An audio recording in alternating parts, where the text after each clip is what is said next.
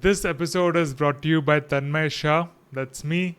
Best way to support this show is by sharing this with your friends and dropping a comment and review on YouTube, Apple Podcasts, and Spotify. You can become my patron and a sponsor. That's not all. You can buy Rocklaz merchandise and NFTs and much more. See all the links in description for details.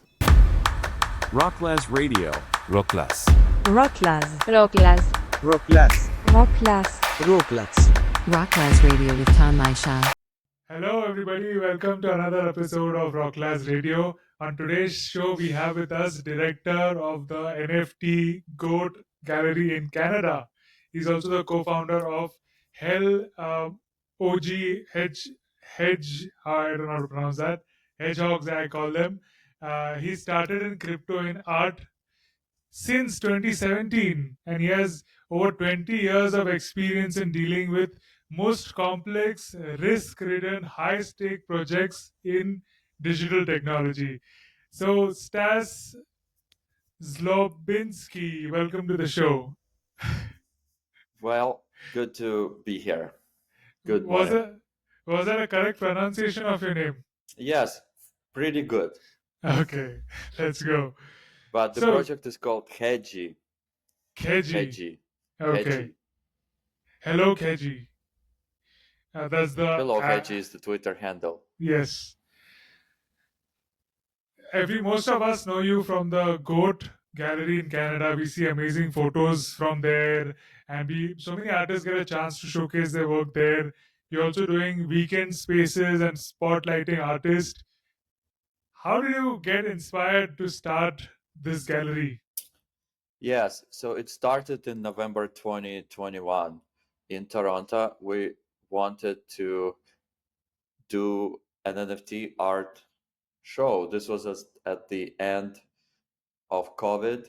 People were just starting to come out a little bit slowly. It was one of the first events at the end of COVID. Everyone was still wearing masks, but we wanted to bring NFT art to the audience outside of Web3. I mean, at that time it was a big bull market. There was a big community of Web3 on the internet. Twitter was booming, all of that. But in so-called real world, many people still don't know what NFT is or what NFT art is. So we wanted to do a real world show. There was another project in Toronto started by a friend of mine, Pedro, called Crypto Antonius. At the time, I was helping him, and we decided to do a show which would start Crypto Antonius. It was a launch event for Crypto Antonius, but also an NFT art show. So we had an opportunity to do it at a good location, downtown Toronto. It's called Stocked Market. It's basically a nice neighborhood. They built it with containers, those shipping containers they put together and build this beautiful neighborhood, and they call it Stocked because they're all containers stacked upon each other. And we had a gallery space there, graciously provided to us by also a friend who has a real world gallery. It's called Crybaby Gallery. He had that space, and he gave us 2 weeks to do the NFT art show. This is what we did. Didn't know what to expect. Will anyone care about pictures on digital screens? Will anyone pay attention and be interested? And then, to our surprise and delight, quite a lot of people showed up. We had an opening party. We had a couple of events during those 2 weeks, a seminar on NFTs, and actually a generative art retrospective by Dr. Bill, who is one of the generative art OGs. He came from Florida to Toronto and gave a beautiful retrospective on generative art starting from early 70s. We had that, and then we had an exhibit with basically covering the broad spectrum of NFT art, from historical NFTs, CryptoPunks, Mooncats, curio cards and the like, to OG artists such as Xcopy, Hakatao, and others, to blue chip projects, generative art, up and coming artists, and some photography NFTs. And a lot of people came out. They were very interested. Um, they were looking at the screens, scanning QR codes, checking the art. And actually, what also surprised me is at that event, I met so many people in Toronto who were working on Web3 projects or being NFT artists, which I didn't know were there at all. So, and it was quite a good success.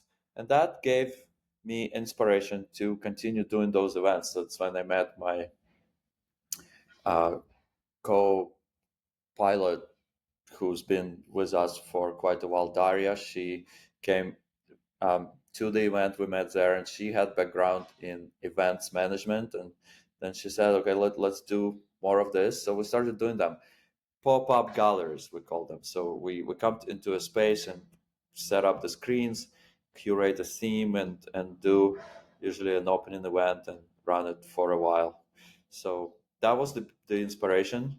um, it sparked a vibrant community in Toronto. Like, people met each other, and then at some of our later events, people came to me and said, "Oh, actually, I met my co-founder at your stock market event," which was like really good to hear. So it created this really good opportunity for people to come out and meet in real world. So that gives us inspiration to keep going. That's how it started. Wow. The in past couple of months, past 3 4 months, this trend of artists wanting to exhibit in real life in galleries has been picking up, and you have been doing it since 2021. So you're an OG gallery, that too.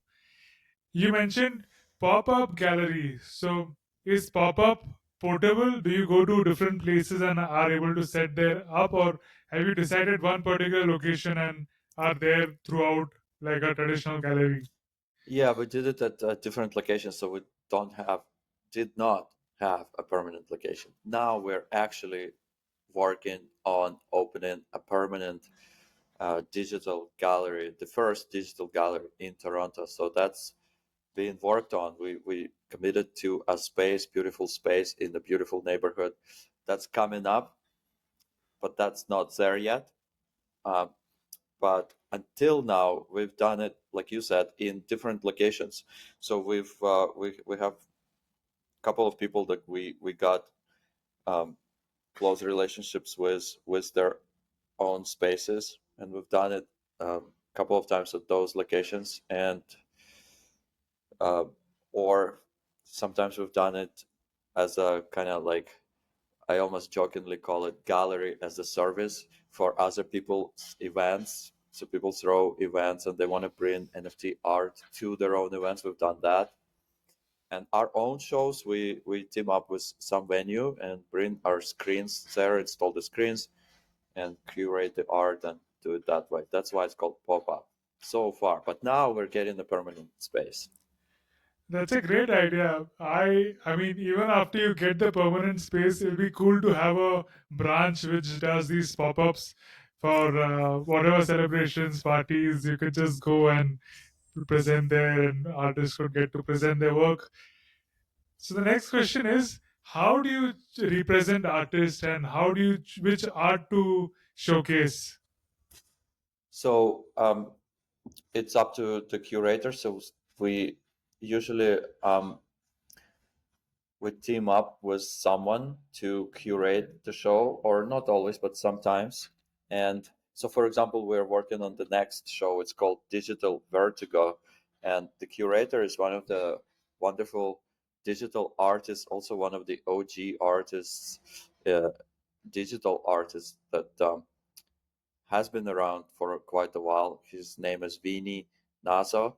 So we teamed up with him, and he's the curator for this show. And he brings in artists that he wants in the show. So in this case, it's by invitation, um, and by through Vinny's connections in the space. He curates the show. We work together. We provide the screens, provide the venue, um, produce the event, produce the show. But he's the main curator.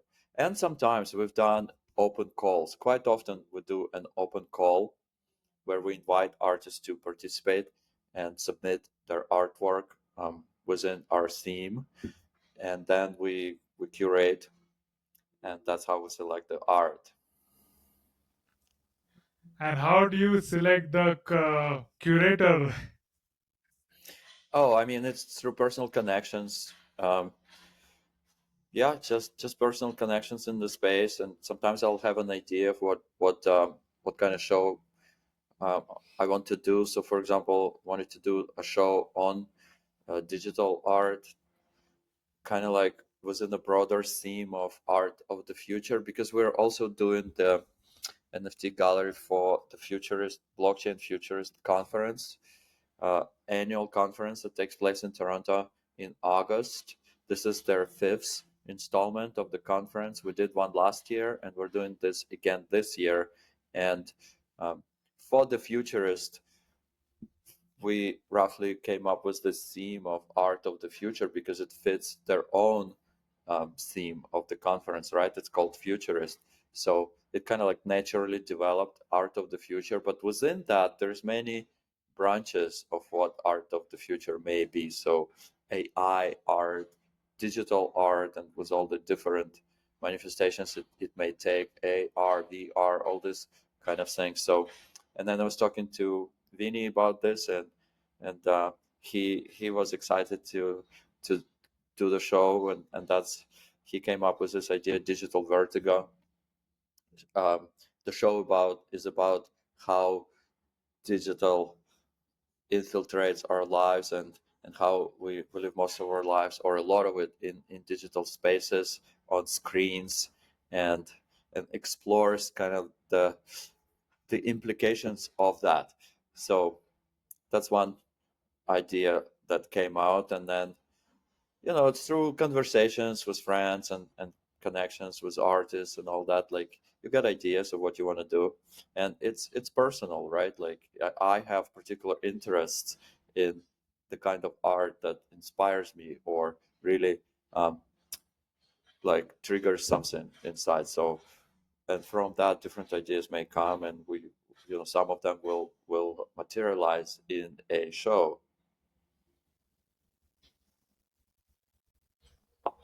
Very interesting. You have also featured many of the artists on your Saturday spaces, not just physical galleries and physical presentation, but you're giving them such a big spotlight on Twitter, which is the main stay of everybody in crypto and NFTs. And you have huge audience coming in, around 1,000 live listeners, and there's just one artist who is presenting and speaking. What what inspired you to start that? Yeah, that was just personal interest in like what is behind the art, certain art, right? Like I'm very curious. I'm not an artist myself, so art fascinates me, and like people who create art are fascinating to me. Like what goes into it, like what motivates them, how art comes to life. So just from that, we Daria and I, we decided to do this, to test this format, to do like an artist spotlight, invite an artist as a guest on the Twitter space, and just talk about. So I personally really like podcasts. I listen to a lot of podcasts, and I appreciate when people bring in interesting guests and interview them skillfully. So I learned uh, how to interview people, and apply that to artists. Just, and again, it's just personal curiosity and interest, and that's how we started, and we got pretty good response. I mean, it took a long time to build up. We've done probably over 50, or around 50 of these shows now. I don't think we ever missed a week. When we started, we did it every Saturday.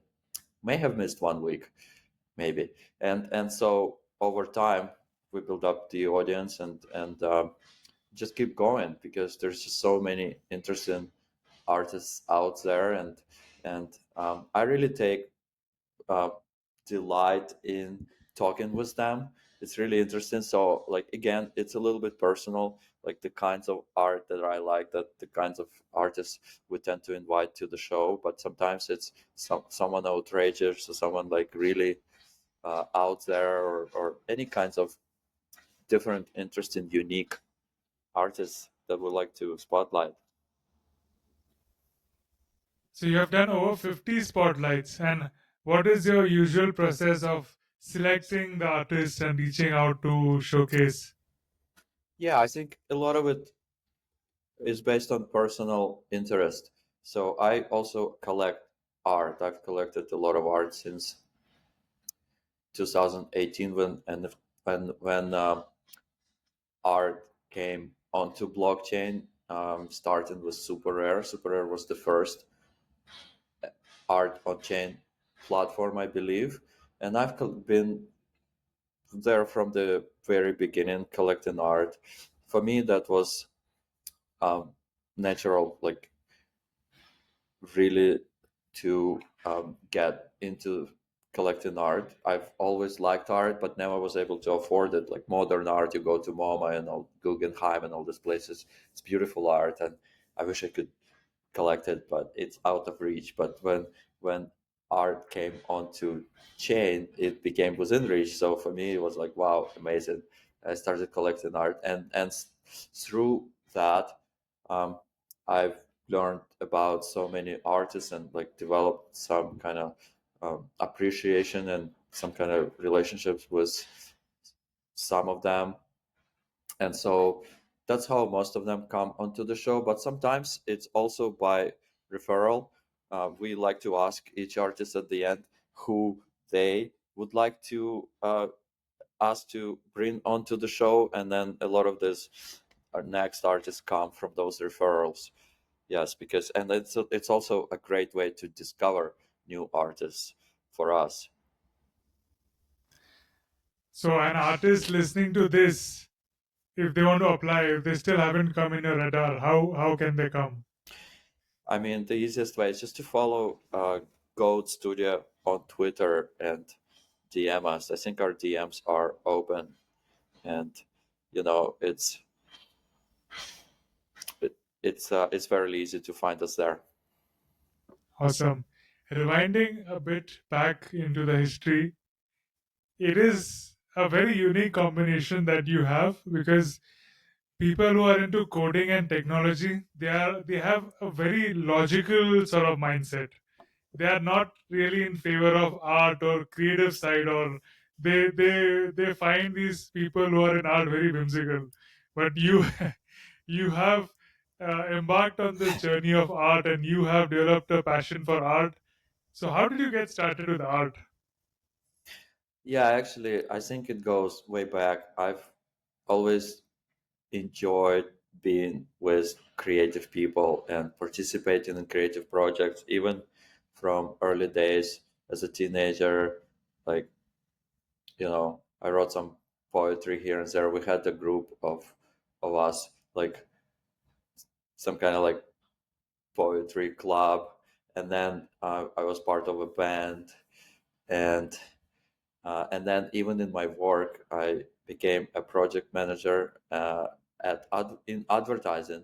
So I've always worked with creative people. I always enjoyed being with creative people, even though I'm not a creative by trade myself. Like I'm not an artist, but I've always enjoyed working with them. So like in advertising, you work with all kinds of like designers, creative directors, and copywriters. So for me, like always as a producer, project manager, but that's my passion has always been. And then art itself, I've always appreciated, especially modern art. Modern art is fascinating to me, and how it developed from like the 20th century onwards, even a little bit before that as well. I mean, curious and interested about all art, but I particularly love modern art. So I had a passion for it for a long time, and then when it became affordable and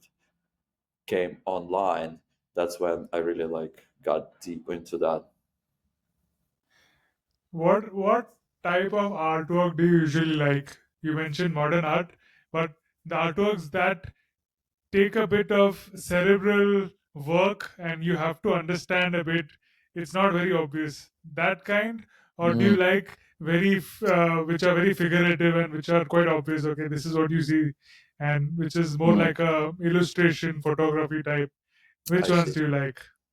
Yeah, that's not particularly how I view art. Like that's a good breakdown, and then it goes into genres and styles and all that. Like for me, it's more if it really speaks to me in some way, like trigger something inside, and like create some kind of like reaction or interaction, and it's not limited for me into certain genres or themes or I do have some preferences, like, and lately I've really been into glitch art, for example, right?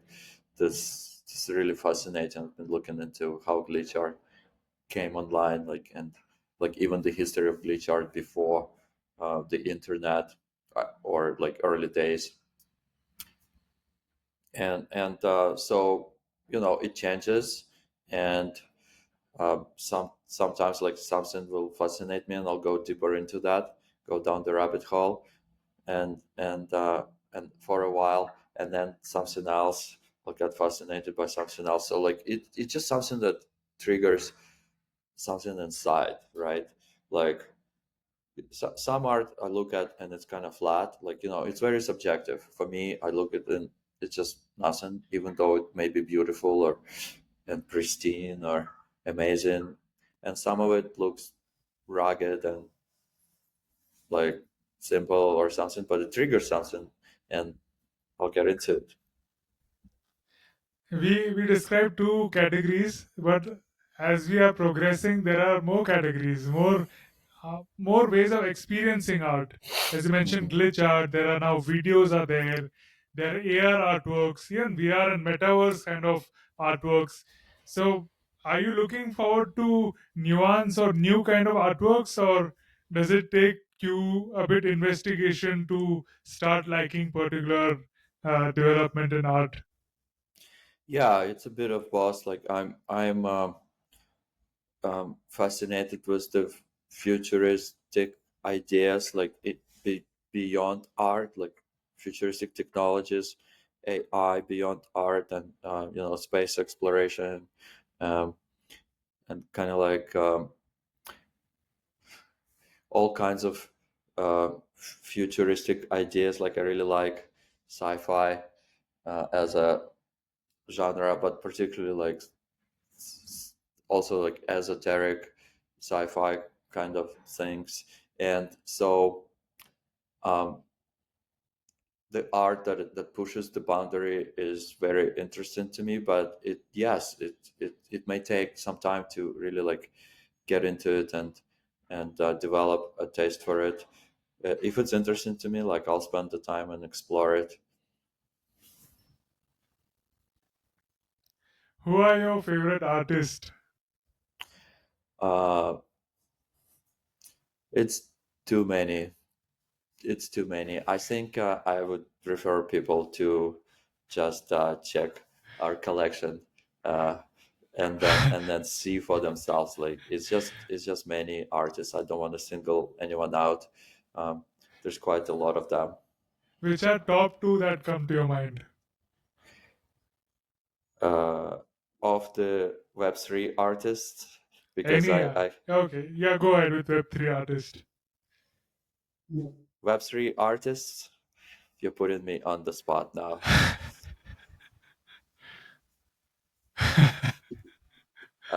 Okay, Marco Mori is one. Really like his stuff. Vini, that I've working with on our next show. I really like his stuff, and actually the artist he brought in, and Um, there's quite a lot, honestly. Those two that came to my mind just because I've recently collected some work Mhm. from Marco, and I'm working with Vinny on the upcoming show. That's the only reason, but they're equally as good and as my favorite artists, but as many others that I haven't mentioned. Amazing. You went well. That was on the spotlight, but you uh, did well. So next question. Next question is, how many NFTs or artworks have you collected? um, honestly, I don't know the exact number, but it's probably in the neighborhood of couple thousand, Wow. probably around there. And in terms of Ethereum or Tezos, how much do you think you have collected? In terms of monetary value, or Yeah, it's really hard to say. I don't know. Honestly, I have no idea because, like, prices fluctuate all the time, right? Ethereum um, is always fluctuating. Tezos used to be. I remember back in the day in 2021 when Hikat came online and Tezos art became popular and a lot of artists started minting on Tezos. I think Tezos was $6 or something like that, and now of yeah. course it's below $1. So um, honestly, I have no idea. It's probably in the neighborhood of maybe close to 100,000. I have no idea, honestly. That's a huge amount as well. So you were into crypto and this since the beginning. Did you ever mine? Like, did you mine No, for Ethereum? no. I was never particularly into currency.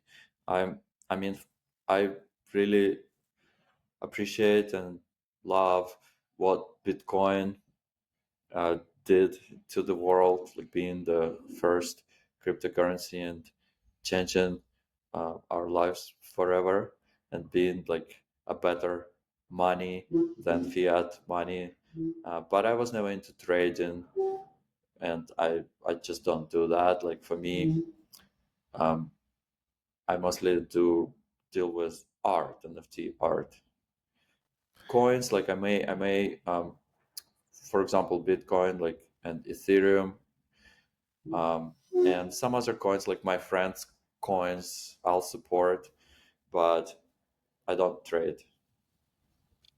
So was art your first interaction with Web3? Yes, yes, it was. Yes. How? I mean, Super Rare got you into No, no, it wasn't super rare. cryptos. So the way it started was with CryptoKitties. That was fall 2017 when I read an article of how Ethereum was uh, clogged by people breeding digital cats online, and I was like, "What is that?" Really got into it, like, um, and once I realized what it was, like a, the ability to create and own unique digital assets, I was like, "Wow, this makes so much sense." And that's how I got into it. Started learning more and more, and me and my friend um, started ideating and around like what we could do in the space, and that's how Hedgie came about. That was my first engagement in Web3. Two questions before we dive into Hedgies. When you start collecting artwork, what is the process to collect, to discover artists and to collect Mm. and to make your final decision? Um, there's a couple of different ways. So like, but it's either Twitter or a platform. At that point, let's say if we rewind back to 2018 when Super Rare first launched, there wasn't that many artists. So like you could go to a platform, a Super Rare, and basically like explore. And and see pretty much all the artists that are there. Of course, it's impossible now because there's just so many, but at that time it wasn't that many. So you could just easily explore, look at them and like what you like, um, collect, like make a bid, make an offer, and collect some pieces. And then of course Twitter is another way, uh, and also checking out other people's collections is another way. So if you see someone collected the artist that I like, I'll be like, okay, what else did he collect? I wonder. And like you can discover artists that way, and you discover them from Twitter, like, or just checking the platforms. This is very common in so many collectors who have spoken. They do check out other collectors or other artists that they have collected from. So I believe just cracking that ice ceiling is difficult in the initially, but once people start buying it, it just multiplies like exponentially. Like everybody sees each other's works and everybody wants to get in It's the a little bit bandwagon. addictive. It's a little bit addictive. I was joking with my friend, like I've introduced her to digital art, to NFTs, and she was like, "Oh, and oh, I like this one, I like that one." So I gifted her a couple of artworks. And she's like, "Oh no, don't do it! Like I don't need another hobby. I have too many hobbies. I'm gonna get addicted to this." And I think she's right. Like it could be addictive once you get into it. Definitely is. From collecting digital artworks, what was that thing that ticked you or that clicked in your mind that you wanted to do in physical world also? I like events. I like interacting with people, like this environments, like this high frequency, um, cool vibe environments where people come together and like have fun, drink and mingle. I really like that. And so, and I like art, so bringing them together and seeing people like really enjoying it is good. And with inspiration from Daria, who came from event management background, like, and um, had skills to put together beautiful events. Like together, we started doing them, and I got more into it. I really like uh, doing it, and I think it now also seeing how it creates opportunities for both artists and collectors and just curious people to come and discover digital art, and helps make digital art more mainstream, and carve a bigger and bigger niche in the modern art, right? That kind of became our driving force. Our mission now is to bring digital art into the real world and bring more collectors to the digital art. It's very interesting to be talking to you today because we have had Belvedere Museum, which is like one of the oldest 300-year-old museum, traditional artworks who are trying to adopt to NFTs now. Then we had something very modern and MoCA, Museum of Crypto Arts, who are completely online, completely augmented and VR experience. And there is the third type, which is what you are doing, which is an experiential entertainment experience with art and with those with concerts like or party like scenario where there is music, food and good like celebrative place where you are also displaying artwork, so blend of all the senses happening at a place. That'll be a great way to experience art. Yeah, yeah, yeah. I think it's good. It's great. And now we started adding an educational, not educational, but more like um, inspirational, like curiosity component to our events where we run art panels. So we actually did did one at the last show that was called Innovation Junction, curated by Maheen and a couple of other people.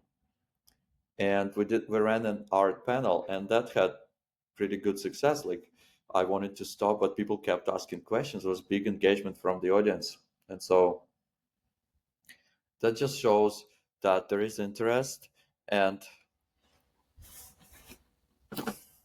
that's the phone call. And people are interested to learn more, to actually like get beyond the surface of the artworks that they're seeing on the screen, and talk to artists and ask questions. So yeah, it's a great opportunity to expand the knowledge, like, and to have people like learn more, and develop more intimate uh, understanding of the art and relationship with the artists. Absolutely, it's an amazing experience altogether. You have been collecting crypto art, and I see a painting, real physical artwork behind you. So, are you enthusiastically collecting physical art That as one, well? Yes. that one is actually not a painting. It's a cutout from the T-shirt. Oh, what is the Yeah, story behind that? there's no particular story. I really like that T-shirt. It has that retro uh, image on it with some line, quirky tagline, and but then the T-shirt got like worn out, and then my friend uh, cut it out and put it into the frame because he knew how much I liked it. That was a birthday gift from a friend, from my friend. So he just did that, and I really liked that. I was like, okay, great. The T-shirt is run out, but the picture can continue living. Wow, beautiful. And you also have so many memories. This is the first time you're hearing something like this. But it's a cool way, right? You wear that t shirt and have so many memories with it, and you can relive the memories having that t shirt on the wall. So that's And a it's a great idea. beautiful image there with you know quirky tagline. So, what's the quirky tagline? Oh, this is just two people, like 50s, I guess 50s, 60s style drawing, and they're like, I guess, cheering with some beverages, and the tagline says, "We drink because we have to." All right. So, what are your other physical collectibles that you really like or Hmm. proud of? Physical, yeah, not that many, honestly. I don't have that many physical. I have some of them because some of the NFT art that I've collected came with a physical painting, um, and so I have a few of those. And then um, I have a representation of a CryptoPunk made from Rubik cubes. Is another piece, and then another one made from Lego, from this beautiful artist that use those things like Rubik cubes to create pictures, and then Lego to create like avatars, PFPs in 3D with Lego. So I have a couple of those, but not that many. You mentioned you listen to podcast. Which are your favorite podcasts? Okay, yes. So I like uh, Tim Ferriss. I like his podcast. Sometimes I'll listen to the big ones like Joe Rogan. I listen to Sam Harris. He brings in a lot of really deep thinkers on interesting topics, like AI and consciousness, physics, and all that. I really like that, and um, yeah, a couple others So here and there. why do you like listening to podcasts? Or if somebody has never heard a podcast, what would you tell them? Or what reason would you give them to listen to a podcast? Podcast allows you to go deeper into a certain topic without like reading a lot of books. It's if a host is a skillful interviewer, usually they have a way of getting deep into the subject very quickly, and it's just fascinating. If you like a certain subject, podcast is a good way to like be at the really kind of current to get into the current deep thinking of a certain expert on that topic. So because that expert, because it happens in real time right now, like it's cutting edge basically.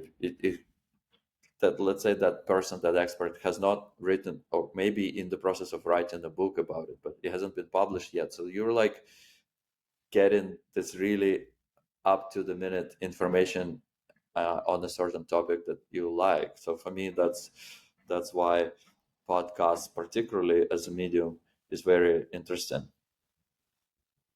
Amazing. Great. I'll make a clip out of this. Great reason. I started because of that. I started listening to Freakonomics first. I remember that was my Oh first yeah, podcast. I've listened to that one. Yes, I read the book. I read the first one, the Freakonomics. The first one I read it. The second one I didn't read, but I listened to a couple of episodes of that too. Even Planet Money. I mean, the ones you named are amazing interview style podcasts. But there are also some which are heavily edited, produced. I mean, heavily produced podcasts like Freakonomics and Planet Money, which do amazing work. Yeah, yeah, I'll have to check out Planet Money. Not familiar with that one. Coming to hedgehogs, hedge, um, hedgings, hedgings, right? How do you, Hedgie. hedgy? All right. Coming to hedgy, you had this is an OG project. You started this back in 2018. So wow, I mean, people remember CryptoCritties and CryptoKitties, CryptoPunks from that era, and nobody's aware about any other project. And here we are able to speak to somebody who has a project ongoing since that many years, and which is an OG here. How did you get Yes. started? Yeah, the inspiration came from CryptoKitties. We started thinking about with my friend and co-founder. We call him Mr. Hedgie. Actually, that was he looks a little bit like a hedgehog, but that was like his idea to create a character out of the hedgehog, and the inspiration for the character came from this iconic Russian cartoon from 1975 called Hedgehog in the Fog. It's been named the number one animated cartoon by some Japanese sources. You can find all that information. Actually, I just did the thread on Hello Hedgie Twitter account about that, so people can easily find it there. More info, and it's a beautiful cartoon. It's from 1975, OG animation. Um, Actually, which became inspiration to a lot of animators that came later, including some really famous Japanese animators. So that's our inspiration for the character. And so it's a hedgehog, and it's called Hedgie, and it's one of the first play to earn games. We were starting around the same time with Axie Infinity. You mentioned a few projects, but you didn't mention Axie Infinity, which became big, um, obviously huge since then. And Play to Hedge earn. play to earn, yes. Hedgie is kind of more under the radar, very niche. It's not like a game where you have to be actively playing. It's more like you come in and play, and then you wait for a while. So like the action happens behind the curtain, so to speak. So you send Hedgie to a journey. You have to strategize. You have to strategize. There's quite a bit of strategy involved, and then Hedgie comes back with loot and coin, and then you can also engage in PvP, player versus player battles, where like two hedges come against each other to see who's the strongest, and then you also stake coin to participate, and then the winner takes all. Those two simple mechanics, journey and battle, and but the key feature of Hedgie is the game coin utility inside the game, but also to discover and purchase NFT art. So we make a lot of NFT art available in Hedgie Marketplace, which you can purchase with Curio coin, which is the game coin of the Hedgie game. So the artworks that are available in the game are the ones that you have collected, or is So the sometimes, artist listing them independently? yeah, yeah, a bit of both. So some of it is exclusive. We like to bring exclusive artwork to Hedgie Marketplace. So we might commission an artist to do some exclusive artwork, or some artwork that we collect and then just make available to our players in Hedgie Marketplace. That's very interesting and a new concept. The first thing that came to my mind when I was reading about and seeing your website was, how did you survive so many years in crypto? Yeah, yeah, I know it takes a lot of dedication. This, people that really get in dissuaded and frustrated um, by the bear market. For us, this is not the first bear market. Like, we've been around since 2018. Like, actually, the project started in 2017, but launched in 2018. And there was a big bear market in, like, around late 2018, 2019. Even 2020 was the DeFi summer, but as far as NFTs, nothing was happening. And then, of course, the big bull run of 2021, and now we're again in the bear market. But how did we survive? Because there's been a loyal group of players who continue playing, and it's a small community. And people keep playing, keep buying NFT art, and keep appreciating what we do. So, like, just being kind of like small scale, and we don't have a big team. But through the first bear market, we had like a long hiatus where we didn't do any new developments. We just supported what we already had, like on the minimal budget, and just supported the hosting and all that. And then we picked it up again, and now we're doing some new development. Just with a small team, we have a CTO who is also a wonderful artist, Suberg. He's been he came, like, my original CTO left, and then it took a long time for us, like in 2021, 2022, to rebuild the team and pick up the project again and start uh, adding new features. So that's where we're at, and I recognize that it's always going to be most likely a small scale niche project. It's a work of passion, work of passion for me and my business partner, and we are okay with that. It's a legacy project. It's an OG project. It's a historical NFT project, and it's there, and we'll support it likely for a while in some way. Even if at some point we stop developing new things, it'll be around. Wow. So after going through such a long bear market in 2018, 2019, how did it feel in 2021? Oh, in 2021, I mean, as far as Hedgie, like, we at that time we didn't do anything because, like, the team was all, like, original team left, and then we had an idea to pick it up again, but it took us a very long time to rebuild the team, figure out, like, all the, onboard the new people, like the new CTO came on board.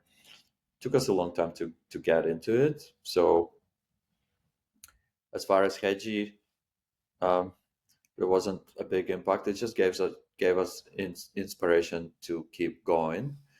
But as far as art, it was amazing to watch what was happening. I mean, there's such a um interesting phenomena of how this markets happen. Like, and I think, I mean, we know this from the stock market, of course. Like, always this periods of high growth, and periods of decline. But in NFT market, it was so condensed. It's like 10 years happened within 1 year or something like that. Or, yeah, the scale, the rate of how this bull market went was absolutely incredible to watch. Just, yeah, very interesting. Was it unreal? Was it a once only in a lifetime kind of thing, or do you think there's a bull Oh run man, again coming up? I wish I had the crystal ball. Honestly, I wish I did. Yeah, I mean, I've to be honest, like I've never converted crypto back to dollars, so like I've never taken any profits. Like yeah, like I keep reinvesting in art and in hedgy. Like I've never taken ETH back to dollars, right? So but maybe I wish I did. Yeah, yes, yes, yes. I wish I did, like at the peak of bull market.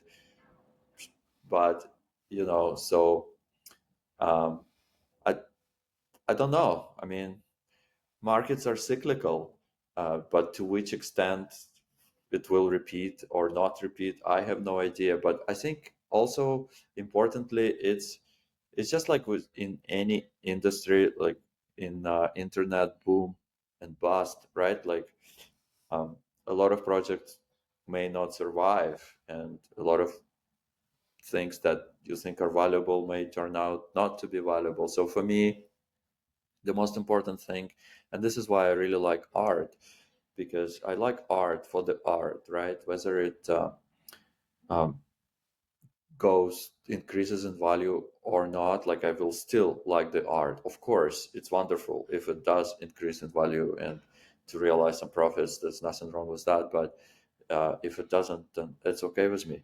It's I feel good supporting artists, and I feel good owning that and collecting that art. But to answer your question, I have no idea. I wish I had a crystal ball.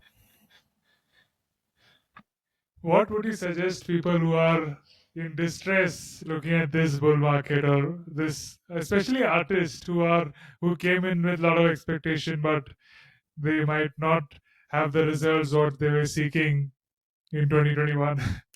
Yeah, I mean, it's like anything else. It's um, what is your motivation? Like you need to check in with you. Like, is your motivation to make profit? Okay, like then that's just how it is. Markets are cyclical. Sometimes you win, sometimes you lose.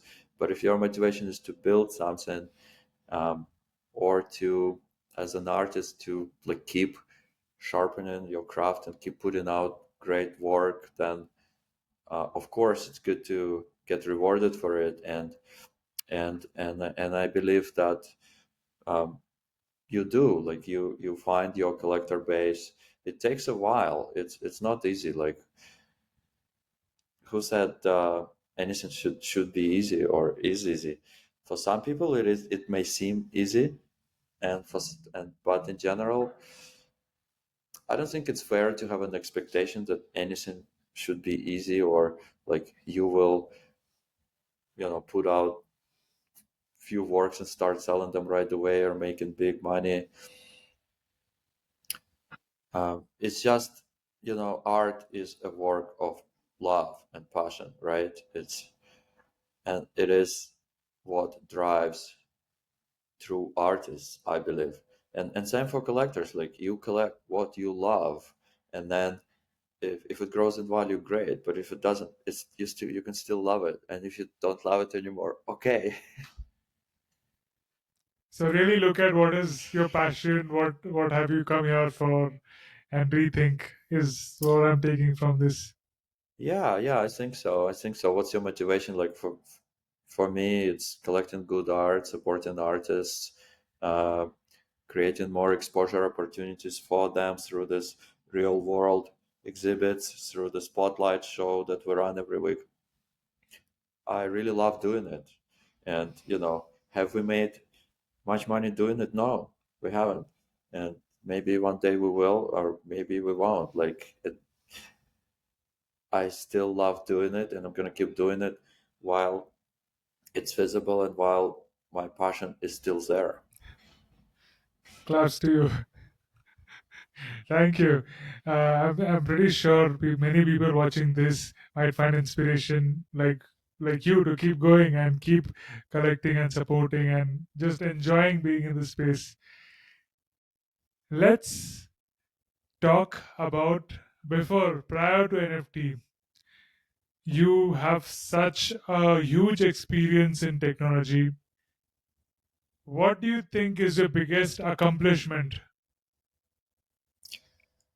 Um, I think the biggest accomplishment is just getting to where I got. Like, it took me a long time to figure things out as an immigrant in Canada and to like really um, learn how to make money and to find my passion and to find a niche where I can contribute and my work is appreciated. And so I found that by doing project management, digital project management work in advertising, but that took a while to get there. So I think that in itself is an accomplishment. Is like going through all kinds of obstacles and like growing professionally and getting somewhere that maybe not what you expected entirely, like, but somewhere where you feel good about. I think it's always painful for me, like, to see people who um, are doing jobs that they don't love. Like, that's really a, a detriment to life, I think, to fulfillment.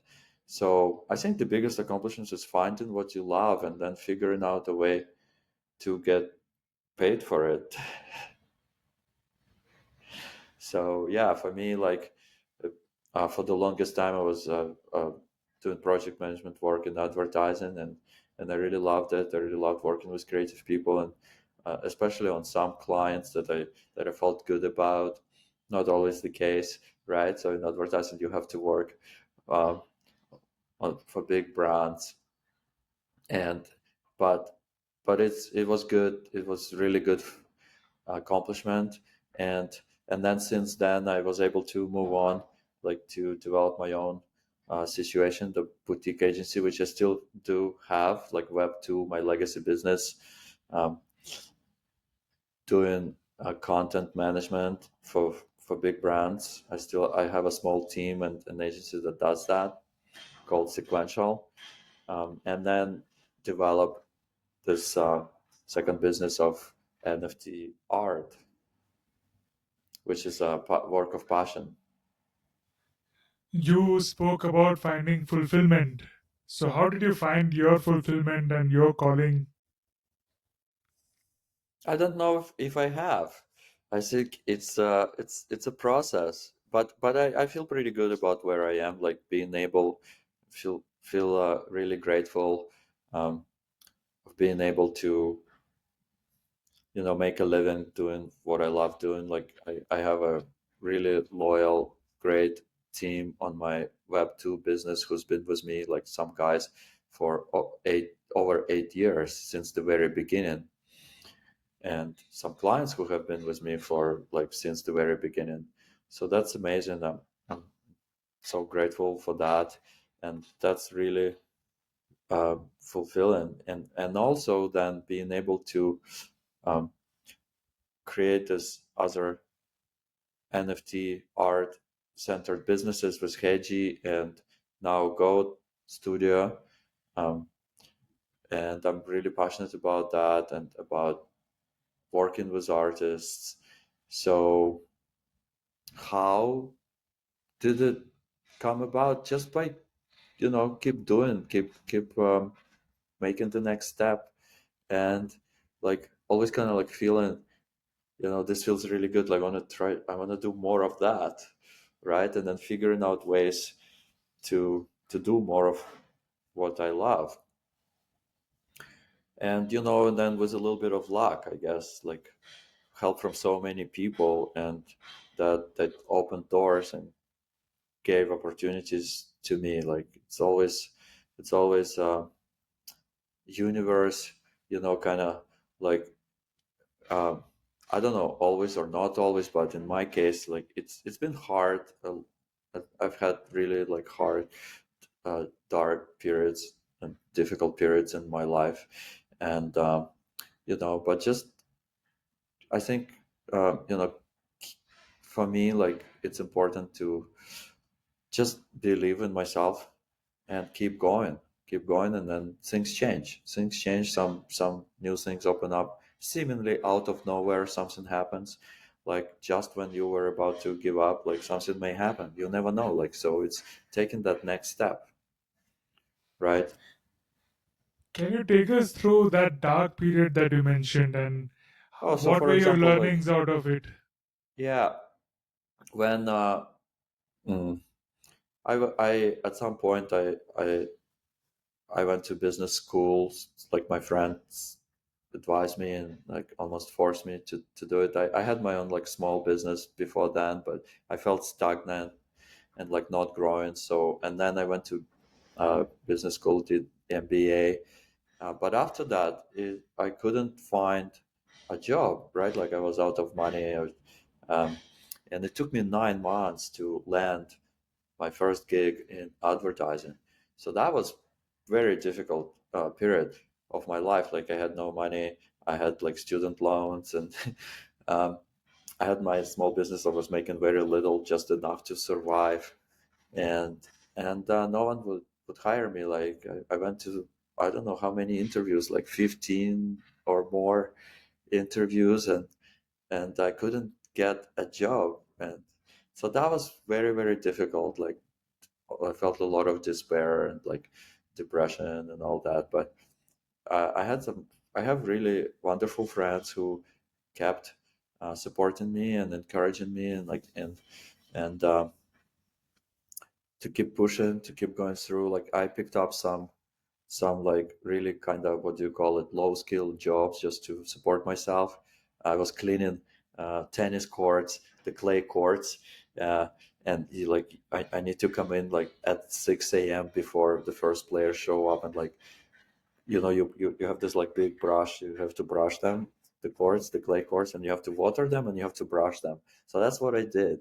I did that every morning at 6 a.m., like going there and like doing that job, and then also clean the like the club, the tennis club, the indoor facilities, and I did that for a while, and like just uh, which could be pretty depressing, but for me, and I just kind of like kept going, and I think there was some kind of what really helped me is treating this job as the most important job in the world. Like I remember thinking like, okay, rather than like it being like a drudgery, like, oh, I have to do this, really hate doing this. Just feeling like, okay, great, this is super cool, like really important, and like do it really well, kind of like overcoming that resistance and that struggle. So I think that helped because it gives the right frame of mind, like your mind is more positive. And then somehow, I don't know, like all this like this led to that, or how it all happens, but somehow I got a gig through a friend of mine who was working at an ad agency, and they needed help on this like one small thing, like, hey, can you he called me and he said, do you want to come in and see if you can help us? I did come for an interview, and they gave me like this one small job. Just took a few days to complete, freelance. I didn't even give me the office space. I did it from home. This is like 2006, right? Remote work did not exist, but I did it from home. It was like this digital piece. I think it was some kind of email for some brand. And then they're like, oh, okay, so can you actually help us with this? Like, give me more, like, and then like 1 month contract, and then like another 2 months, and that's how I got my first gig at an ad agency, and the rest is history as far as that goes, as they say, because once you prove yourself and people see like you do good work, then yeah, they want to keep hiring you. So just going one step deeper, in that dark phase, what was the thing that kept you going? Was it hope, or what was the conversation in your mind? Yeah, I think it was a combination of things. The really important thing was support from my friends. They like when I felt depressed and like doubts and like lack of belief, didn't believe in myself, like they gave me that support, right? Like, you can do it, you are good, like you have everything you need, da da da. Like I've been lucky to have that support from my friends. I literally like moved in with like this. There's this couple, uh, two of my best friends. They're a couple. I even moved in with them, and like did and also some had some discipline, like wake up at certain time, do meditation practice. Meditation practice helped a lot, right? Um, and just keep going. So I think support was from my friends, like maintaining some kind of discipline, and meditation practice helps to like create space around those negative thoughts. So you realize that that's not your identity. This is just like the phase, and you don't need to keep telling yourself this negative story, right? Like you can Hello. expand into a bigger like space, and where the opportunity may arise, right? So yeah, those are the important things. So Okay. thanks for sharing that. Coming forward to what you have been doing, can you explain CMS to a 5-year-old? CMS supported websites. Yeah, yeah, yeah. Okay. Well, what you see on the website when you browse, right? The information, the content, the text, and the images. CMS is the system on the back end, on the administrative side, that allows people to change that content, to update content, to edit content, to create new pages, and so on. It's CMS stands for Content Management System. So it's like WordPress is for kind of a consumer application, and then there are some bigger enterprise level CMS systems such as Adobe Experience Manager, for example, that big brands use to manage their websites. So, what are the benefits of Adobe Experience Manager compared to WordPress? So the which one? Adobe Experience Manager. It's just more robust enterprise level. So security is one, and just scalability is another one. So it can support, like, for example, multiple languages, multiple markets. There's all kinds of features that um, are tailored to big international brands. So, is it right to say that with WordPress, a professional can make their landing page and a website, but with Adobe Experience Manager, you can make an Amazon? Yes, something like that. Maybe not quite the Amazon, but close to that. So, what can you give some examples of what products have you made or worked on? um, I don't want to talk about particular clients, so No, no. without What bringing up names. category, or maybe you can what use case or application of that product? That would also be fine. So, for example, like an industrial equipment manufacturer that has that that caters to multiple markets and needs a website in multiple languages with like certain unique products going into each market. So that would be one application. Um, so supporting different markets, different products in different markets in different languages. Another application could be for a hotel that targets different markets, again, like uh, guests come in from different places and needs like to highlight different things for them, again using different languages. I think a lot of it is, and what I specialize in is multilingual, so the support of multiple languages. um, those are some examples. One more question related to this. How is CMS supported website different from CRP and ERP softwares, CRM and ERP softwares.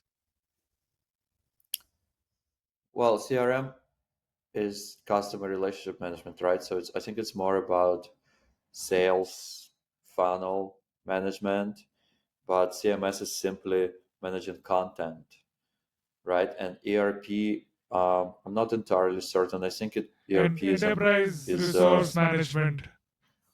right. It's more about logistics, right? Like flow of resources, maybe managing suppliers and all this kind of stuff. CMS is just simply managing content of your website. Like the interface is what we are seeing on the website, that all those things, the blogs and the other Yes, different pages. exactly. So on the administrative side, it has an administrative interface where you can add new products, update information, um, create new pages, like if you like a new blog article, like a new product, and so on.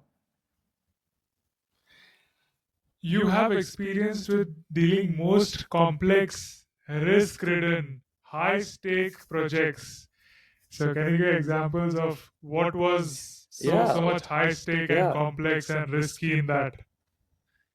Well, it's not easy to implement, let's say, a seamless experience on the website for a global manufacturer of, let's say, this consumer um, vehicles, like all in let's say 50 global markets with 15 different languages.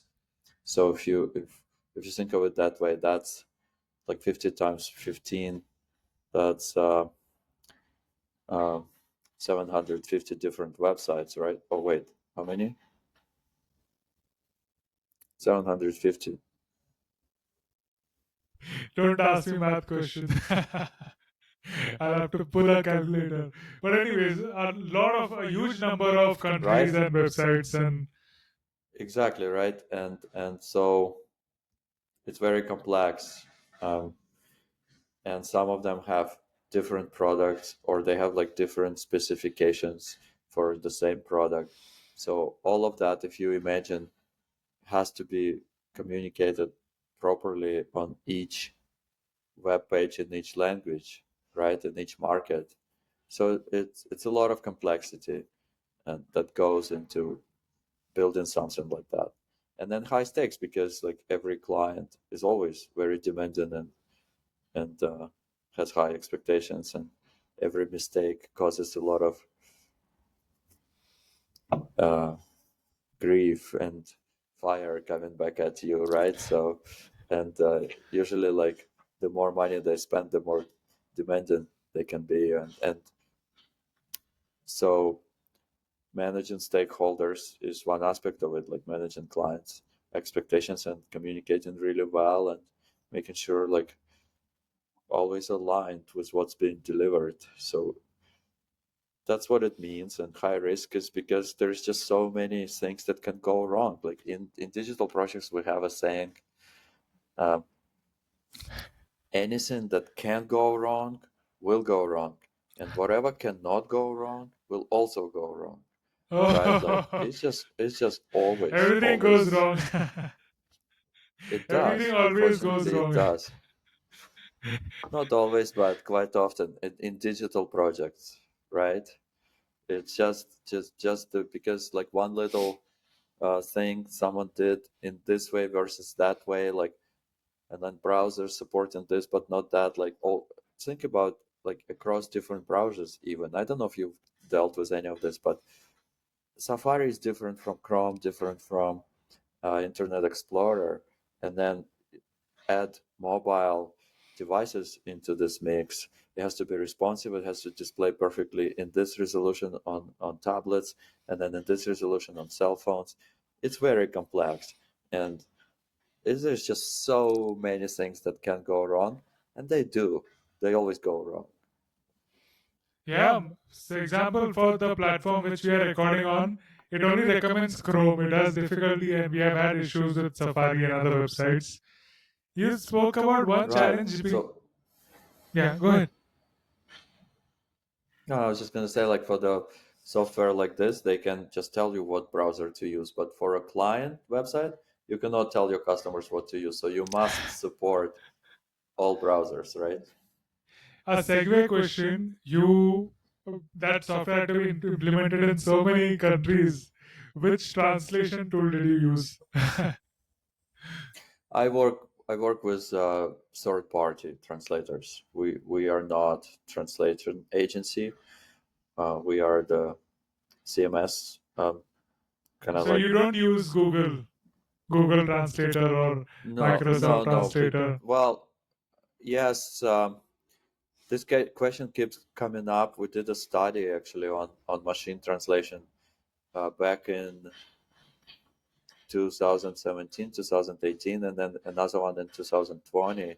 And both times we determined that it's just not quite at the level of sophistication and sensibility to for to be used for marketing communications, because marketing communication has to be sensible, has to be sophisticated, has to take into account the specifics of local markets, and even within the same language, it's quite different. Like for example, Spanish in Europe versus Spanish in Latin America, it's quite different, and then within each country there might be its own nuances. Machine translation could not deliver on that. So because it's marketing, it's a high stakes. I think it dragged again. Gonna wait. I'm so sorry once again. I've been hosting for 2 years, and this is just the second time it has happened. So, but yeah, Well, you being from the technology, you'll know about the crashes much more than me. exactly. See, what seemingly cannot go wrong still does go wrong, even for us here. There you go. That's that's Live a example. that's a live example of complexity of working in digital technology.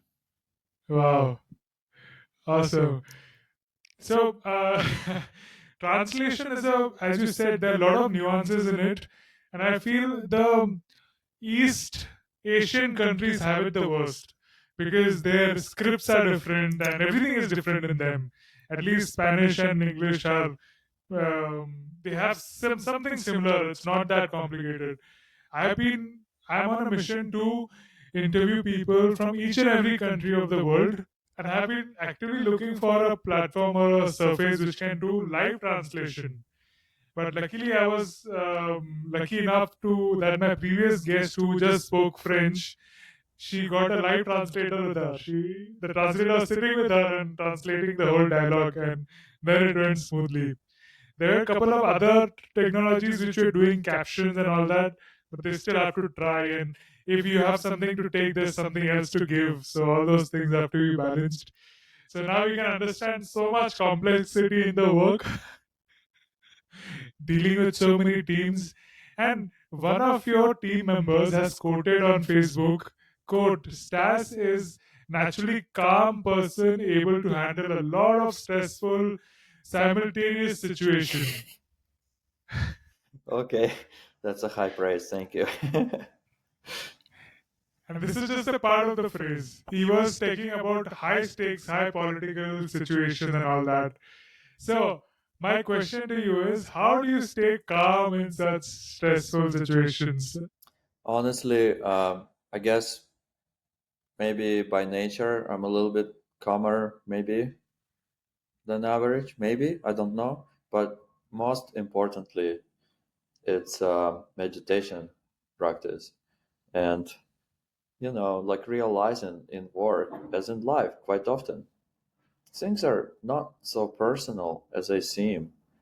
We tend to take everything personally, but I guess it takes maturity and some kind of enough level of self-knowledge and like realization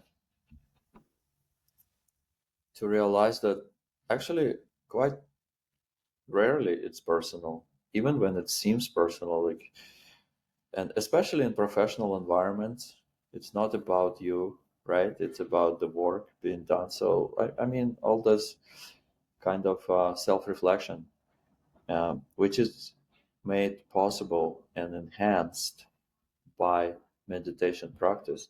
So I am practicing Buddhism, Tibetan Buddhism in particular. So I have amazing training um, in meditation practice. So that helps a lot.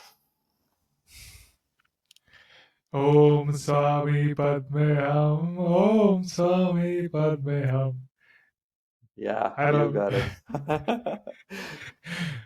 I love that. I really love those chantings in the temple, and it's so amazing. Like going to the temple or even listening to that Tibetan music, it's so soothing and it takes you to a different realm. But you're so right. I totally agree with you that taking things personally brings in, like, when I look back at problems, it is usually ego issues, right? The AP Definitely. ego issues, and why not this, why not that, or things like that. Which, so in situation, I'm sure meditation reduces it, but in situations of confrontation, what Mhm. are the tools or techniques you use? Sometimes you have to manifest in a wrathful way, right? And again, I think, uh, yeah, I remember a couple of situations like that where you really need to manifest in this. Like one thing is being reactive and reacting aggressively, like that's ego driven. But the other thing is just manifesting in this wrathful way, like to overcome certain like negativity that just gets so peak and becomes so destructive, right? uh, it reminds me of this episode in the Lord of the Rings movie. Like I remember they depicted it so well, like what I'm talking about, when Gandalf, Gandalf, right, was talking to Frodo, and Frodo was like being really uh, complaining about something, or like really being stubborn about something. And then like they showed like Gandalf becomes so big and like, ooh, like this really big and wrathful and like screams something. "Rah," and then Frodo like, suddenly like realizes like all that negativity like boom and like blown away, right? And then Gandalf comes back to his normal form. So it's kind of like that. It's a great metaphor. Sometimes you need to do that. And yeah, I've done that.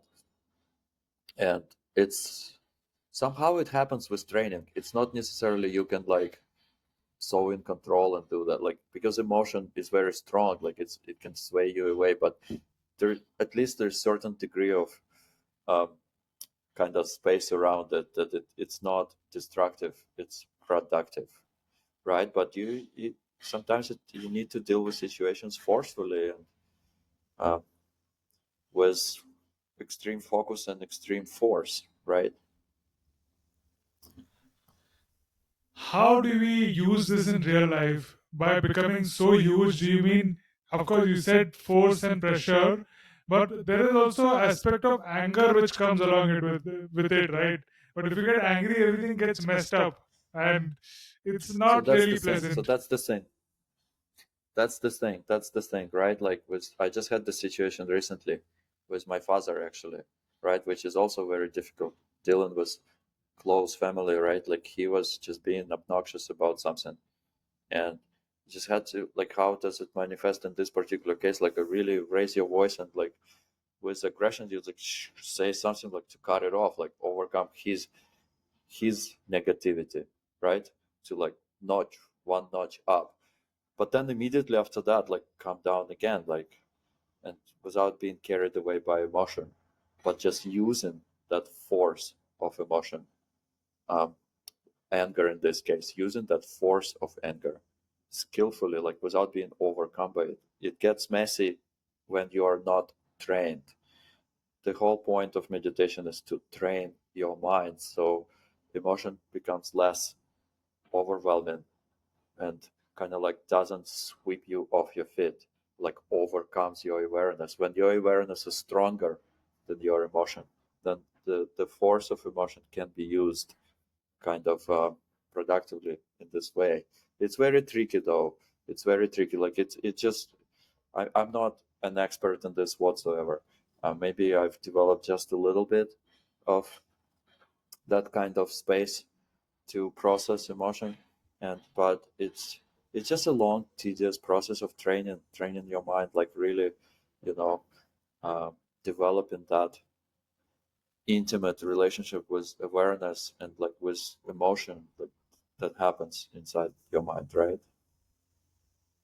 Absolutely amazing. I mean, I'm taken back to all the learnings that I've had through Art of Living. It's led by Sri Sri Ravi Shankar. He also says many of the same things, like not getting carried away by whatever emotion, anger or whatever it is, and being able to come back to that within few seconds. So beautiful. So guys, please meditate, learn meditation. All right. Yes. On to the next round. Now is the signature round, and also we'll be listening about the country. Signature round question. Name three people, living or dead, that you would like to have lunch with. uh yes, number one would be the, let's just say, Guru Rinpoche, the the Guru? Which important guru? figure, Guru Rinpoche, Guru Padmasambhava, which is very important figure in Tibetan Buddhism, um, who brought Buddhism from India to Tibet. Actually, he was instrumental in that. And another one would be my own like teacher, the inspiration for me, who because of whom I started getting deep into Buddhism, is Trungpa Rinpoche. He is often um, said to have he's been instrumental in bringing Buddhism to the West, right? Like escaping Tibet with in like 1959 with Chinese occupation, and like then migrating, making his way into U.S. and then actually like he spent a couple of years in England.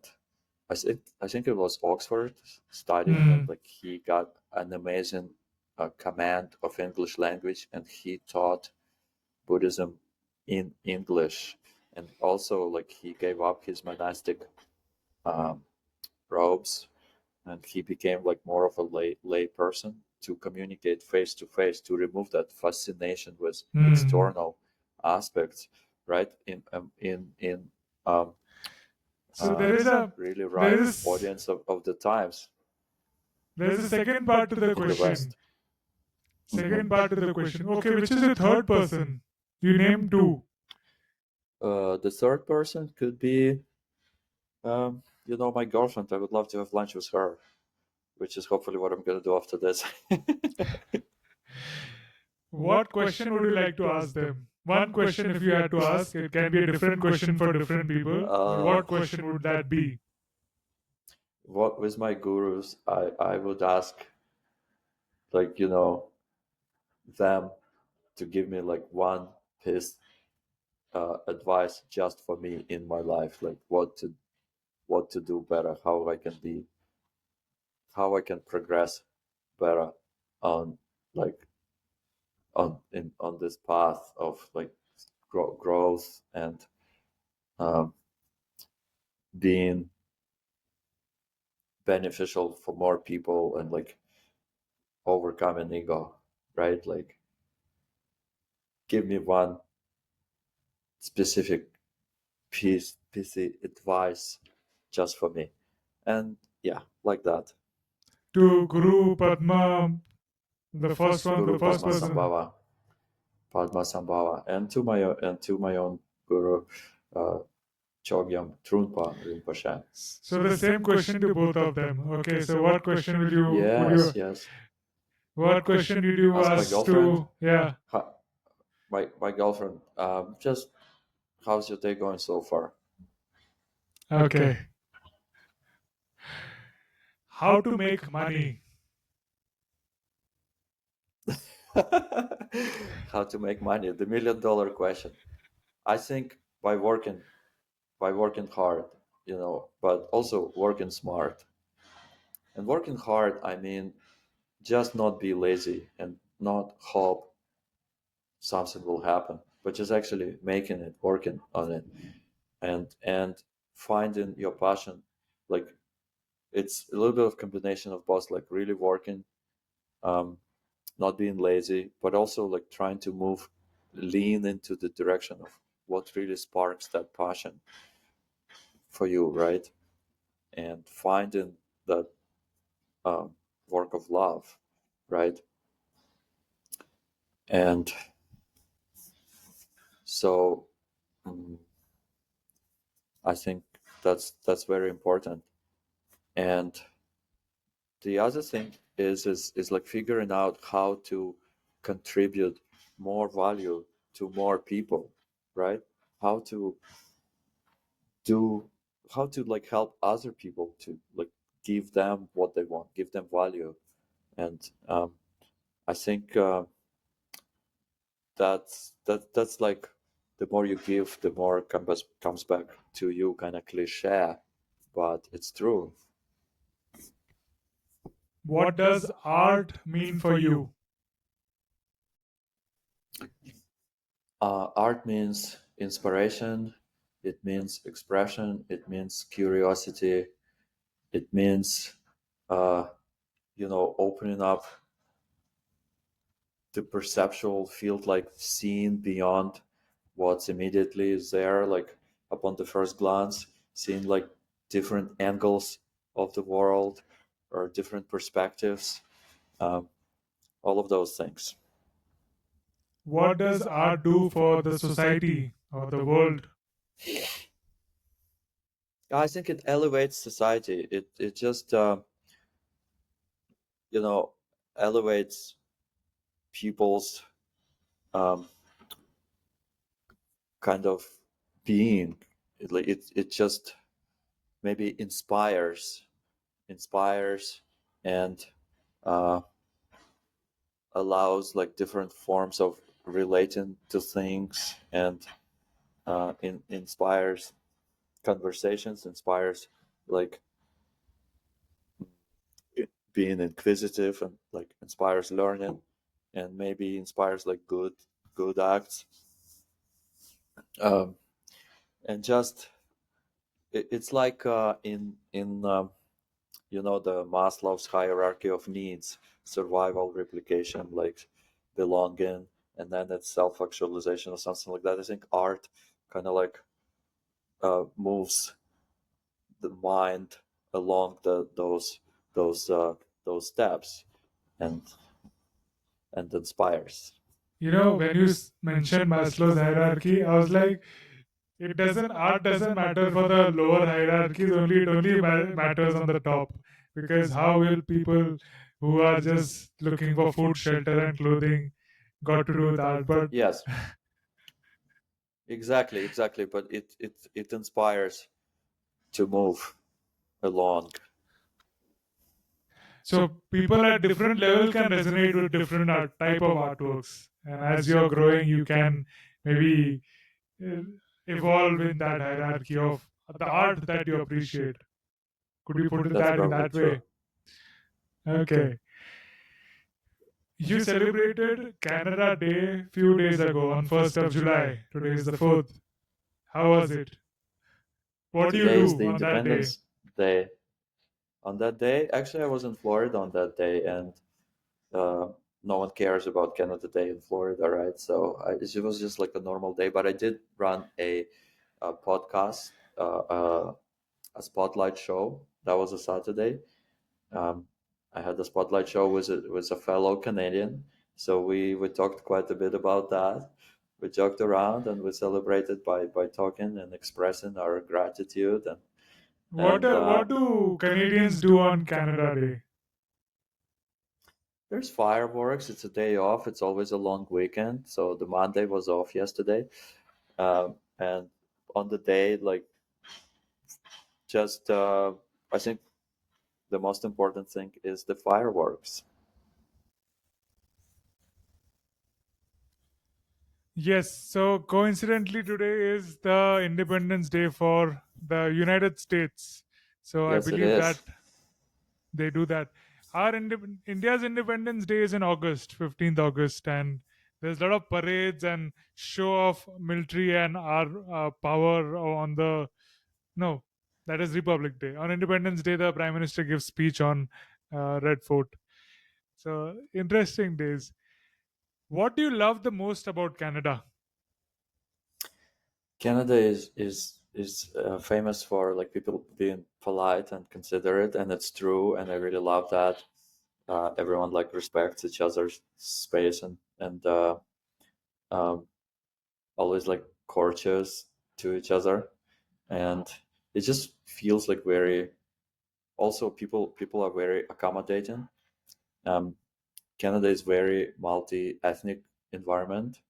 There's all kinds of, especially Toronto, where I live.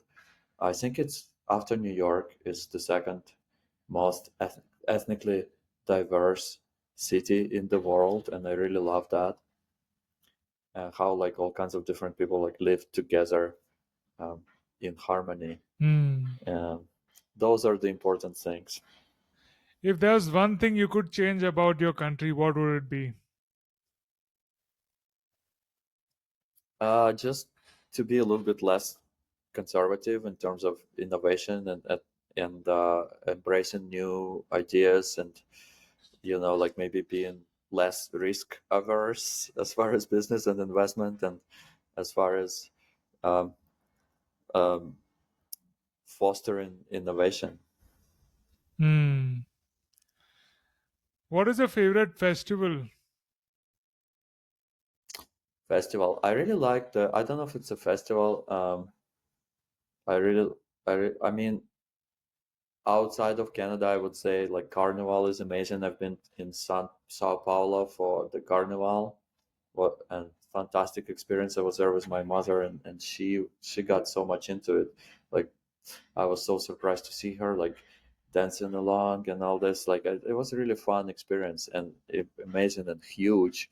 The scale of it was uh, so humongous, like what the parade that they put on. That's absolutely incredible.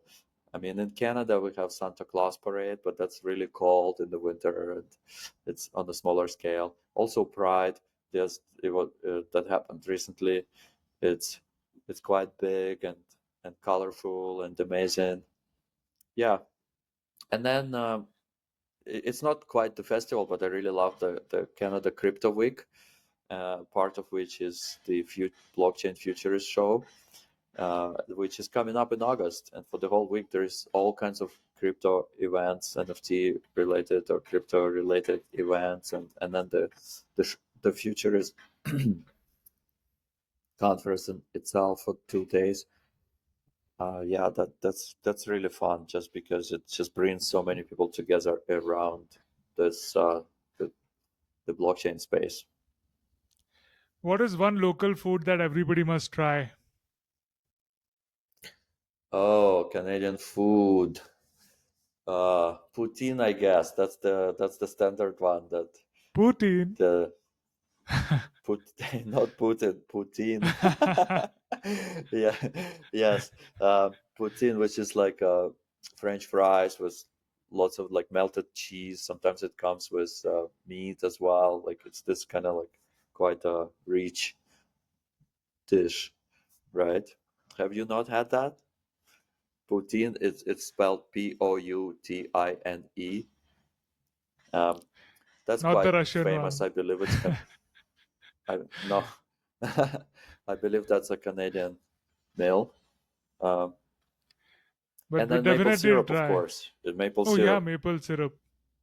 maple syrup, maple syrup. I think it's distinctly Canadian, and the good maple syrup is absolutely incredible. Like I really like the dark ones that are unrefined, like the first press, and then you put it on top of pancakes or French toast or something like that. It's amazing. They are sweet like honey, right? How would you compare maple syrup and honey? Yes, it's with like honey. It's more liquid and it's different taste. Like it has a different flavor. Um, I mean, it's hard to describe the difference. Both are Is it very sweet, of course, but is honey has a distinct is taste, and maple syrup has a distinct taste. does maple syrup taste like wood and the honey taste like a bee?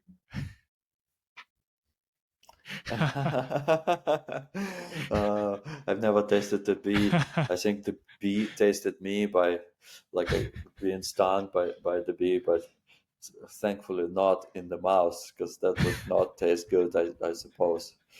But does maple syrup taste like wood? Maybe some wood hints of wood. Yeah, maybe. Okay. What is a local activity that everybody must do?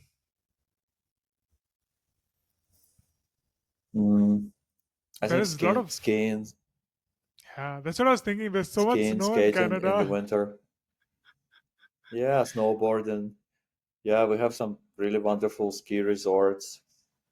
Um, there's that, and then what other activity? Drinking beer on the patio. It's a good activity, and mm, Niagara Falls tourist attractions. That's not quite activity, but yeah, it could be activity. You can like uh, ride a boat, like right very close to the fall itself. It's quite wonderful. What are what are your impression of India? I've been to India. I spent 5 weeks in India in my teacher's monastery. It's called Mindrolink Monastery in Dehradun, which is in Uttarakhand, northern India. I spent 5 weeks there. Traveled a bit around there. Like I've never been to other parts. I only flew to Delhi and then just took a taxi to straight to Dehradun. So I haven't spent much time outside of that. Most of it was spent on retreat, doing meditation practice inside the monastery. But the big impressions that I got, like it's just so noisy. At first, it was really difficult to just deal with the noise. It's so overwhelming. Just the amount of noise, the sound, like oh my god, it was overwhelming. And also the chaos on the road, the cows walking, the people driving, like seemingly with such chaos, and amazingly without any accidents. Like everyone just kind of like getting along and driving like around each other and like but always honking. That what contributes to the noise. Like people are always honking, and it's not expression of kind of like aggression, like hey, get out of my way. It's more like announcing yourself. I think it's more like people honking to announce that they're there so everyone can pay attention to each other, and that chaos seems to work in some kind of like odd way. And the fun aspect of this is when I was in UK, I felt everything was so deserted and noiseless as if there's a COVID happening. Nobody on the streets and there's no noise. I mean, I know. that's the I know. It's a different contrast coming from the other end to this. Like, but for me, coming from here to there, like it was quite overwhelming. that's what's interesting about different cultures and countries. We have one question. What say something in your local language, but we'll skip that as we all speak English. Um, what are some other facts about Canada that you think not many people know? Hmm. Not many people know. I mean, I don't know how many people know the taxes are pretty high. I think it's one of the highest in the world, probably. How many Um, percent? I think the top bracket is 46% income tax. So nearly half of your money goes to the government. Um, what else people may not know about Canada? Of how big it is, actually. I think Canada is like the second largest territory in the world, right? It's huge. And there is a lot of northern parts that native populations, I think, in some parts of it, but even some parts like that no one is there because it's just so far north. But it's quite huge. Yeah, when we see on the map, Canada is just like one tiny line above the US, like actual people where the people are living. Like all the cities are just on the border of US. When there's this whole huge Exactly. country on the north, which is just white. Yes, yes, it's like that. How far on the north have you been? As the furthest to the north that I've been was Thunder Bay. There's this northern Ontario city called Thunder Bay. It's quite far, but it's not the edge. There's more. Um, you could go. Like people live even north of that, but that's how far I've been. What are peculiar wedding rituals in Canada? Wedding? Marriage, wedding? Actually, it's quite tame here in Canada. The most peculiar ones I've seen here in Canada were ethnic ones. So, like I witnessed an Indian wedding where, like, actually, the groom arrived on a white horse and was this like big Okay, so procession of so Indian masked Indians, not the dancers. red It was Indians. right. No, Indians from India. Like, but what's right in the downtown of Toronto is this posh um, hotel, um, and that was like really peculiar to see and experience. That was quite amazing. Also, some Jewish weddings where uh, I believe like the groom on the chair and like being lifted high and like all kinds of dancers and something happens like that.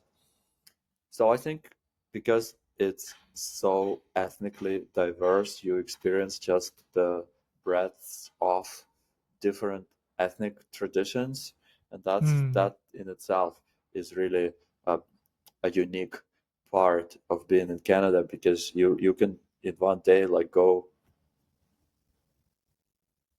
dragged again.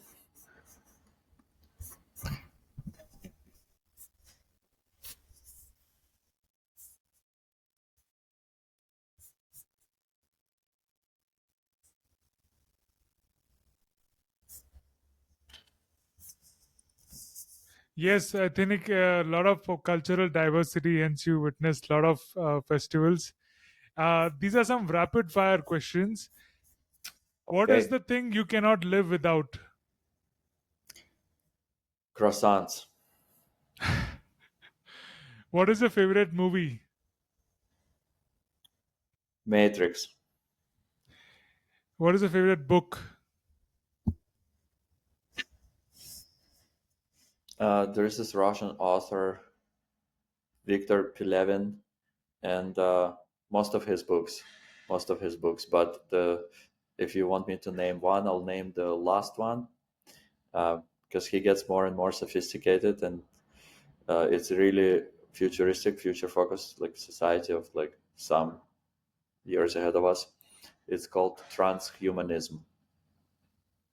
What is your favorite food? Uh, Durian fruit. What is Let's say durian? that there's so many, Durian so is a many different place. foods that I like. But no, durian is a fruit. It's a Okay, tropical fruit. fruit. It's really spiky, big like that. It's very rich and flavorful. What do you like to do for fun? I play soccer. That's really good fun for me. Play What soccer gets on you an amateur team. what gets you excited about the future? Just the possibilities of humankind. Like if we manage not to annihilate ourselves, then I believe we can develop into uh, more and more powerful and more, hopefully, humanistic and uh, decrease the amount of suffering and increase the amount of well being and happiness What's on your bucket list in next? the whole universe. podcast. Bucket list. It's all the same. Oh, bucket list. Actually, Asia. I think we're planning to travel to Asia this summer, so that's next. If today was the last day you lived, what would you do?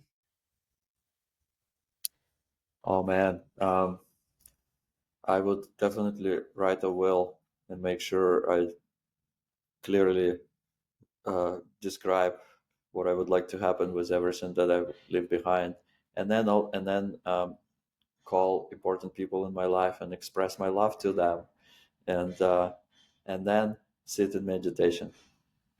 Ah, sit in meditation. Wow. What would you like to be remembered for after death? Just some personal things that I did, some good things for other people, just for acts of kindness, and hopefully making a difference in someone's life. Awesome. It was so nice to have you, and thank you for your patience. And as they say, as your friends on LinkedIn, everybody has mentioned you are calm despite of all the turbulence was happening with the connection. So thank you so much for that, and thank you so much for You're being a very guest. welcome. Yeah, and thank you. You have really deep and good questions, and you've managed to put me on the spot several times. So, thank you for digging deep. Thank you. That's like a compliment to me. And as you were saying, you like podcast, and I would really love to hear a feedback from you because you have been listening to podcast and you know how things go on. So, what feedback would you give for me today?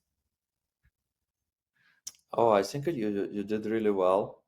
Um, you No, I don't have much feedback. I think you did your questions are insightful and deep.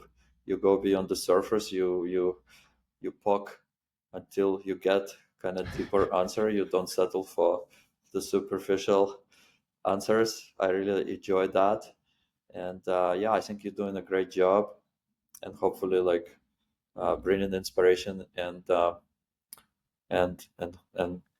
some kind of useful information to people. Kudos to you for doing that. Thank you so much. One last question. You were worried about how will 2 hours pass by and it'll be so much time. How do you feel about like we have gone through 2 hours? How do you feel now? Was it too much or did it go by quickly? No, it's good. It's good. Did we? I mean, oh yeah, oh yeah. It's been more than 2 hours actually. So no, it was good. It was good.